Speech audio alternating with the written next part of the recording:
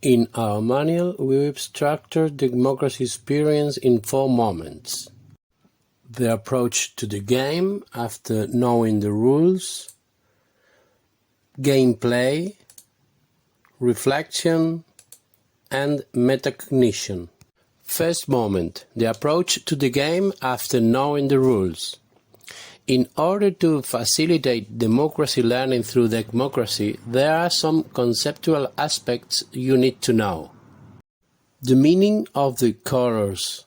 Red color represents the rights of people in democratic systems. Green represents institutions that take part in democracy. The blue color represents actors and elements of society. Yellow color includes principles and functions, the basis and mechanisms of democracy.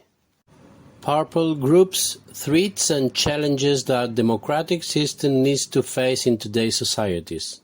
Players need to know that concept can be used in different forms, like present or absence, and could fit in more than one suit with small twists. Identifying these possibilities will be helpful for the final steps of facilitating democracy. Some questions about concepts included or not might arise, and maybe blurry lines will appear. Debate can come up. Note it, but do not allow it to delay your activity schedule. You will work on it later. With these concepts, you will build events, game objectives. Explain the structure and shortly talk about the meaning to be sure everyone understands them. Maybe you want people playing Deckmocracy to learn for Deckmocracy, as long as you will get competences for doing democratically, through Demogames, because you will develop the activity with democratic values and processes, and about democracy, because you will learn what is democracy and how it evolves. After these conceptual aspects are clarified, you shouldn't delay playing Deckmocracy. You have the rules on how to play Deckmocracy in our second video. Third moment, reflection. As a very early reflection activity, you should propose some general questions about gameplay experience. Here is where you must use your facilitation plan and choose, grouping people or not, what knowledge do you want to achieve and through which kind of question will you get it. Of course, you can use your own tools as well, as group dynamics or questionnaires. We highly recommend you use your own questions, so you can adapt them to the characteristics of the group.